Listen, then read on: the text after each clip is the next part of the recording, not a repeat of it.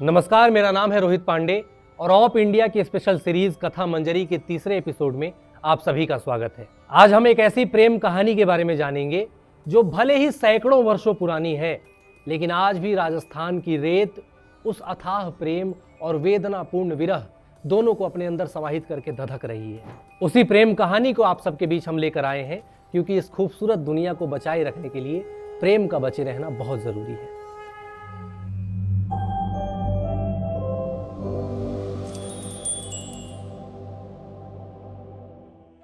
यह कहानी है मूमल और महेंद्रा की। यह कहानी वैसे तो राजस्थान में बड़ी प्रसिद्ध है, लेकिन राजस्थान के बाहर के लोगों को इस कहानी के बारे में बहुत कम ही पता है।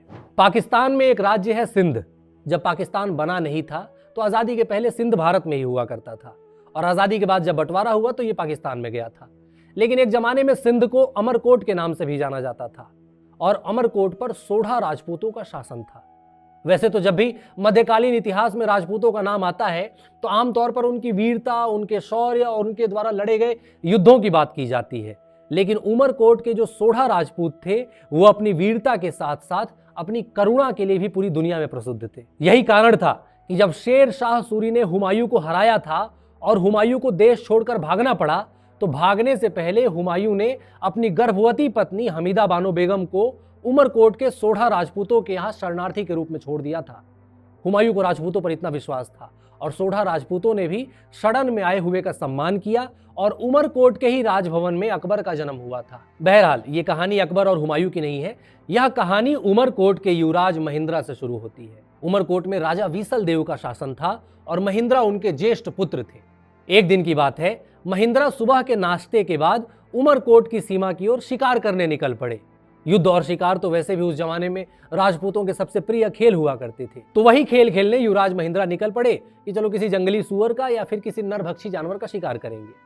लेकिन उमरकोट की सीमा पार करते ही कोसों तक रेत के रेगिस्तान फैले हुए हैं। अब जाहिर सी बात है, रेगिस्तान में जानवर इतनी आसानी से तो मिलेंगे नहीं। जानवर ढूंढते ढूंढते युवराज महेंद्रा उमरकोट की सीमा से बहुत आगे निकल गए। हालांकि ऐसा रोज ही होता था कि युवराज महेंद्रा शिकार करने जाते थे और कई बार शाम हो जाती थी, लेकिन वो दिन कुछ खास था।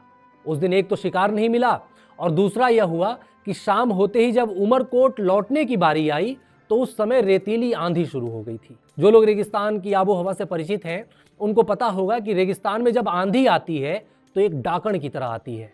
ये आंधियां कई घंटों तक और कई बार तो कई दिनों तक भी अंधेरा करके रखती हैं। उस दिन भी रेत की आंधी आई, और इतनी खतरनाक आंधी आई कि महेंद्रा को अपना खुद का पैर तक नहीं दिख रहा था।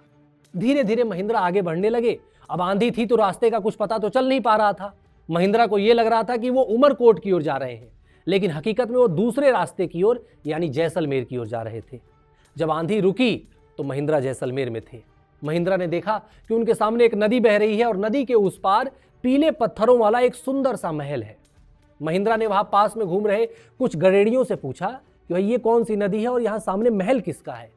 गरेड़ियों ने उनको बताया कि ये काक नदी है, और नदी के उस पार जो महल आपको दिख रहा है उसे हम लोग मूमल की मेड़ी कहते हैं।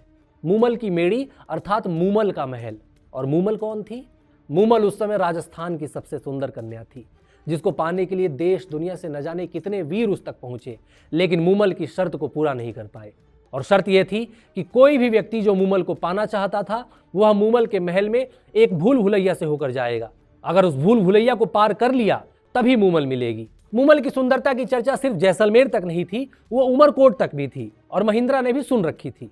तो महेंद्रा ने सोचा कि जब इतनी चर्चा सुनी रखी है मूमल के बारे में और मूमल की मेड़ी तक भी आ ही गए, तो क्यों न चलकर मूमल से मिल लिया जाए।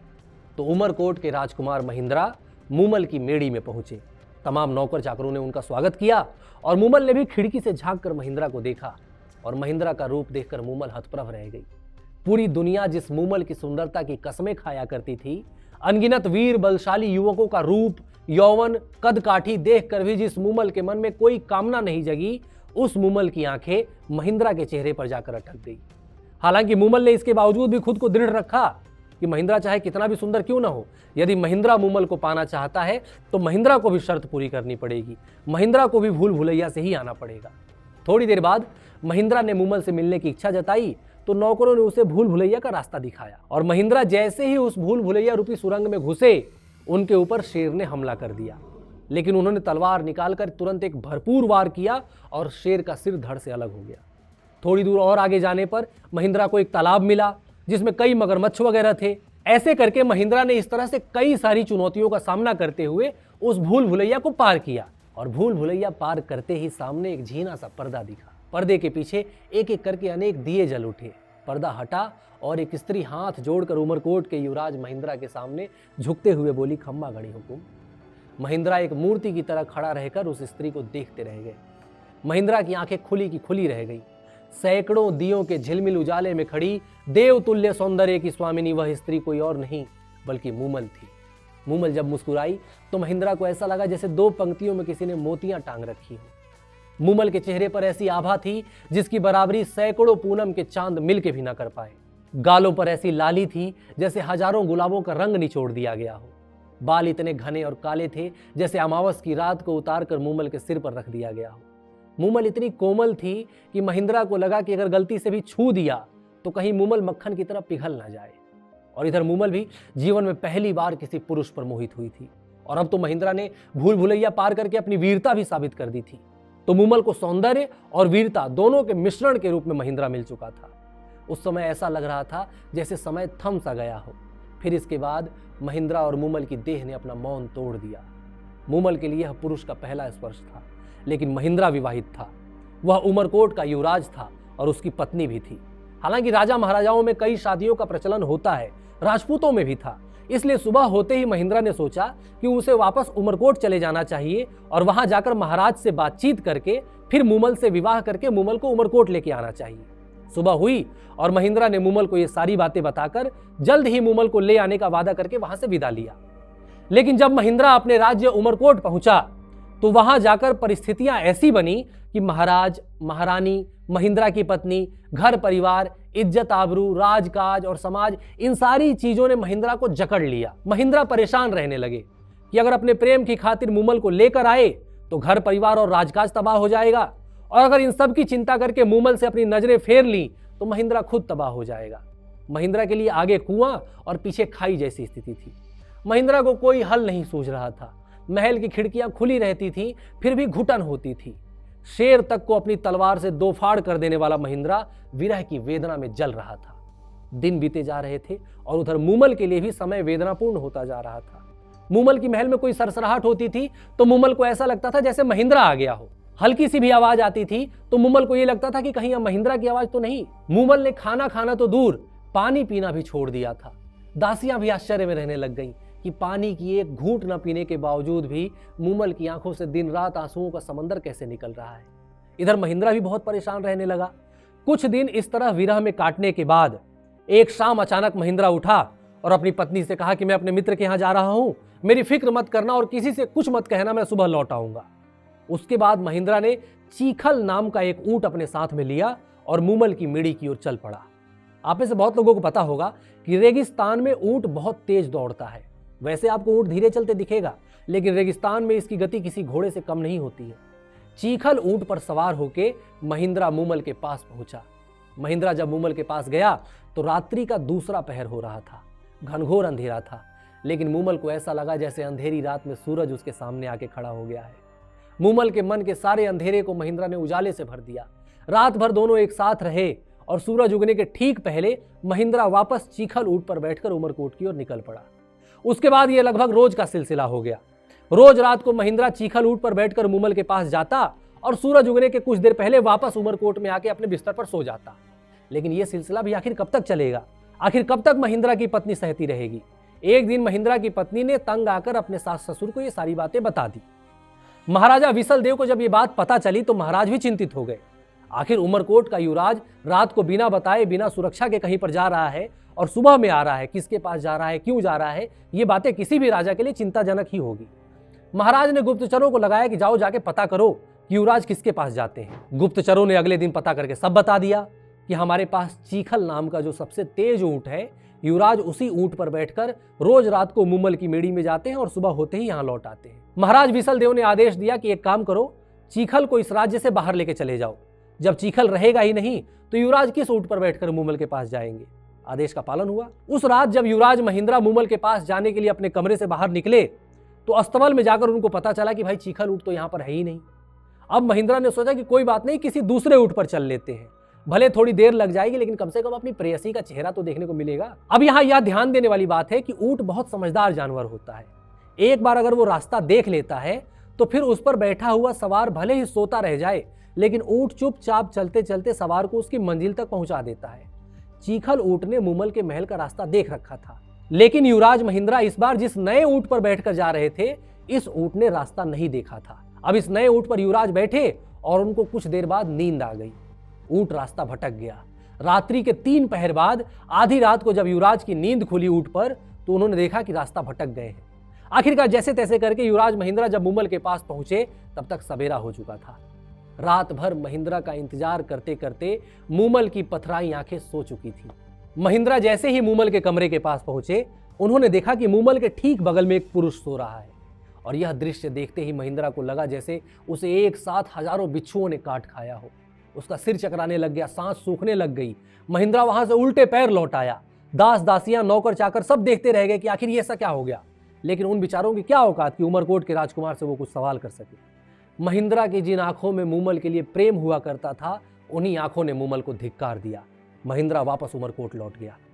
सुबह हुई और जब मूमल को उनकी दासियों ने बताया कि युवराज महिंद्रा आए थे लेकिन वापस लौट गए, तो मूमल भी सोच में पड़ गई कि आखिर ऐसा क्या हुआ था कि युवराज महिंद्रा लौट गए। दरअसल उस रात हुआ यह था कि रास्ता भटक जाने के कारण युवराज महिंद्रा को मूमल के पास आने में देर हो गई थी और मूमल भी इंतजार कर रही थी।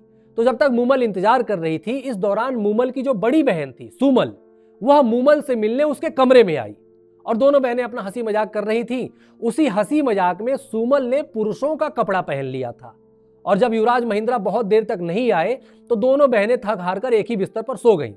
लेकिन सुबह जब महिंद्रा आए तो पुरुष के कपड़े पहनकर सोई हुई सुमल को देखकर उनको लगा कि मूमल किसी पुरुष के साथ सो रही है और इस भ्रम को सच्चाई मानकर युवराज महिंद्रा वापस लौट गए। लेकिन मूमल को यह नहीं पता था कि युवराज किसी भ्रम के कारण लौटे हैं। मूमल को तो यही लग रहा था कि हो सकता है अचानक कोई काम आ गया हो सकता है कोई जरूरत पड़ गई हो, इसलिए महल में आकर भी वापस लौट गए। मूमल ने सोचा कि कोई बात नहीं, आज रात को जब महिंद्रा आएंगे तो वो पूछ लेगी उनसे कि भाई आप क्यों आकर कल लौट गए थे। लेकिन महिंद्रा अब नहीं आने वाले थे। महिंद्रा को ऐसा लग रहा था जैसे उनके विश्वास की हत्या हुई है। हवा भी जब मूमल को छूती थी तो महिंद्रा उस हवा से जलते थे। उस मूमल को किसी पुरुष की बाहों में देखना महिंद्रा भला कैसे सह लेते। इसी चिंता में महिंद्रा का शरीर बिस्तर पर पड़े पड़े तपने लगा। दिन पर दिन बीतते चले गए और इधर महिंद्रा और बीमार पड़ते चले गए। महाराज, महारानी, महिंद्रा की पत्नी, तमाम नौकर चाकर सब उनकी सेवा में लगे हुए थे, लेकिन उनकी तबीयत में कोई सुधार नहीं हो रहा था। कभी कभी महिंद्रा पागलों की तरह चिल्लाने लगते, कभी कभी खुद के ही बाल नोचने लगते थे। उनकी ये हालत देखकर तो एक बार महाराजा विसल देव को भी लगा कि यार चलो ठीक है, मूमल से शादी करा देते हैं, कम से कम मेरा बेटा तो मुझे वापस मिल जाएगा। लेकिन अब स्थिति बदल गई थी। अब तो महिंद्रा मूमल का नाम सुनने को भी राजी नहीं थे। कोई भी उनके सामने मूमल का नाम लेता था तो वो उस पर चिल्ला पड़ते थे। लेकिन बंद कमरे में वही महिंद्रा मेरी मूमल, प्यारी मूमल कह के रोते रहते थे। प्रेमियों के मन में भी यह बड़ी अजीब दुविधा हमेशा से रही है। कई बार कुछ ऐसी गलतियां हो जाती हैं कि प्रेमी एक दूसरे को देखना तक नहीं चाहते, लेकिन उन यादों को, उन स्मृतियों को कोई भला कैसे भुला सकता है। प्रेम में दिए गए समर्पण को कोई भला कैसे भुला सकता है। इसी दो राहे की कुंठा में महिंद्रा तड़प रहा था। महिंद्रा को मूमल चाहिए थी, लेकिन वो मूमल चाहिए थी जिसे महिंद्रा ने पहले दिन देखा था। वो मूमल नहीं चाहिए थी जिसे महिंद्रा ने किसी पुरुष के साथ सोते हुए देखा था। अब मुझे और आपको पता है कि मूमल किसी पुरुष के साथ नहीं सो रही थी, बल्कि मूमल पुरुष के कपड़े पहने अपनी बहन के साथ सो रही थी। लेकिन महिंद्रा को ये बात नहीं पता थी। पूरा अमरकोट जान चुका था कि युवराज महिंद्रा मूमल के प्रेम में पागल हो चुके हैं। तमाम वैद्य ऋषियों ने सब प्रयास कर लिया, लेकिन उमरकोट के युवराज ठीक नहीं हुए। पुरोहितों ने और संतों ने राणा विसल देव से यह निवेदन किया कि हुकुम, विधाता के लिखे को कोई टाल नहीं पाया है और नहीं कोई बाँच पाया है। अब युवराज महिंद्रा को कोई भी ठीक नहीं कर सकता, लेकिन एक आखिरी उपाय कर लिया जाए। युवराज महिंद्रा को मूमल के पास लेके चला जाए। संभव है कि शायद युवराज मूमल का चेहरा देखें तो ठीक हो जाए। राणा विसल देव अब वह सब कुछ करने को तैयार थे जिससे उनका बेटा उन्हें वापस मिल जाए। महिंद्रा को मूमल के महल में ले जाने की तैयारी शुरू हुई। हालांकि महिंद्रा इतने पागल हो चुके थे कि उन्हें पता भी नहीं चल रहा था कि उन्हें कब कौन कहां लेके जा रहा है। महादेव जैसी जटाएं, लंबी दाढ़ी, लंबे नाखून और मुंह से टपकती हुई लार को देखकर कोई आदमी कह ही नहीं सकता था कि यह व्यक्ति उमरकोट का युवराज है। उमरकोट की तरफ से एक पूरा दलबल पागल महिंद्रा को लेकर मूमल के महल के पास पहुंचा और वहां जाकर उन्हें पता चला कि मूमल तो अब यहां पर है ही नहीं। दरअसल महिंद्रा का इंतजार करते करते एक दिन मूमल अपना महल छोड़कर उमरकोट के लिए निकल गई थी कि जाके महिंद्रा से मिलेगी, लेकिन रास्ते में ऐसी तेज आंधी आई थी कि उसके बाद से मूमल का कोई पता ही नहीं लग पाया। उमरकोट के पूरे दलबल को जब यह बात पता चली कि मूमल यहां पर नहीं है तो उन्होंने यह मान लिया कि अब महिंद्रा का इलाज संभव नहीं है। अब नियति ने उनके साथ ऐसा खेल खेल दिया है कि अब सिर्फ भगवान का ही आसरा है। अगर भगवान चाहेंगे तो महिंद्रा ठीक होंगे और नहीं चाहेंगे तो नहीं होंगे। उस रात को उमरकोट का दलबल वहीं रुक गया कि अगली सुबह होते ही हम उमरकोट की ओर निकल जाएंगे। लेकिन अगली सुबह सिपाहियों ने देखा कि महिंद्रा अपने बिस्तर पर नहीं है। सिपाहियों को चारों तरफ फैला दिया गया कि जाओ किसी भी हालत में युवराज महिंद्रा को ढूंढ कर लाओ। कई कोस दूर जाने के बाद सैनिकों ने दो ग्वालों से पूछा कि भाई तुमने किसी दाढ़ी वाले आदमी को देखा इधर से जाते हुए? ग्वालों ने बताया कि हाँ, एक दाढ़ी वाला पागल यहां से जा तो रहा था। महारी जग वाली मूमल, महारी मीठोड़ी मूमल गाते हुए आगे गया है। महिंद्रा कई कोस आगे निकल गया। रास्ते भर मेरी मूमल, प्यारी मूमल, माड़ेची मूमल गाते हुए जा रहा था। रास्ते में एक मिठाई की दुकान थी। महिंद्रा वहीं बैठकर मूमल को पुकारने लग गया। अब दुकानदार को तो अपना व्यापार चलाना था। कोई पागल आकर किसी दुकान पर बैठ जाएगा तो कोई भी दुकानदार उसको वहां से भगाएगा। दुकानदार को यह थोड़ी पता था कि ये जो मूमल मूमल चिल्ला रहा है यह व्यक्ति उमरकोट का राजकुमार है। तो दुकानदार ने भिखारी समझकर महिंद्रा को दुदकारते हुए यह कहा कि यह भिखारी यहां से दूर हटो, जाओ वहां थोड़ी दूर पर आगे एक भिखारन बैठी हुई है, वो भी खुद को मूमल बताती है, जाओ जाकर उससे मिल लो। महिंद्रा ने दूर से देखा एक भिखारन बैठी थी। दुनिया के लिए महिंद्रा भले पागल था, लेकिन उसे इतना होश जरूर था कि भिखारन के भेष में कंकाल हो चुकी उस महिला को देखकर वो पहचान गया कि यही मेरी मूमल है। आखिर अपने कलेजे के कौर को भला कोई कैसे भूल सकता है, जिसकी मूरत आठों पहर 24 घड़ी महिंद्रा की आंखों में बसी रहती है। उस मूमल को भला महिंद्रा कैसे नहीं पहचानता। महिंद्रा मूमल की ओर दौड़ पड़ा, लेकिन उसी समय कुछ बच्चे भिखारिन बन चुकी उस मूमल को तंग कर रहे थे और भिखारिन के रूप में मूमल केवल यही दोहराती रहती थी कि मेरे महिंद्रा कब आएंगे, मेरे महिंद्रा कब आएंगे। उन बच्चों ने उस भिखारन को और छेड़ने के लिए यह कह दिया कि अरे महिंद्रा को तो काले सांप ने डस लिया है और वो तो मर गया। इतना कहकर बच्चे चले गए। तब तक महिंद्रा भी मूमल के पास आ चुका था। महिंद्रा मूमल को देखते ही उससे लिपट गया। महिंद्रा मूमल से लिपटकर रोने लग गया, लेकिन मूमल न हिली न डुली। मजाक में उन बच्चों ने मूमल से जो बात कही थी कि महिंद्रा को सांप ने डस लिया है, उस बात को सच मानकर मूमल अपनी देह त्याग चुकी थी। महिंद्रा को जैसे ही आभास हुआ कि मूमल मर चुकी है, उसके बाद महिंद्रा पागलों की तरह वहीं पास पड़े पत्थर से माथा टकरा टकरा कर तब तक मारता रहा जब तक वह बेहोश नहीं हो गया। आसपास लोग खड़े देखते रह गए। कुछ देर बाद उमरकोट के कुछ सैनिक महिंद्रा को ढूंढते हुए वहां पहुंचे, लेकिन तब तक बहुत देर हो चुकी थी। फूटा हुआ माथा, बहता हुआ खून और महिंद्रा की देह वहां जरूर थी, लेकिन उसकी आत्मा जाकर अपनी प्यारी मूमल से मिल चुकी थी। काल की धारा में दोनों प्रेमी स्वाहा हो चुके थे। नियति से प्रेम हार गया था। मूमल नहीं रही, महिंद्रा भी नहीं रहा, परंतु मूमल और महिंद्रा की स्मृतियों को संजोए हुए उनकी कहानी आज भी अमर है और वो तब तक अमर रहेगी जब तक इस दुनिया में प्रेम अमर रहेगा।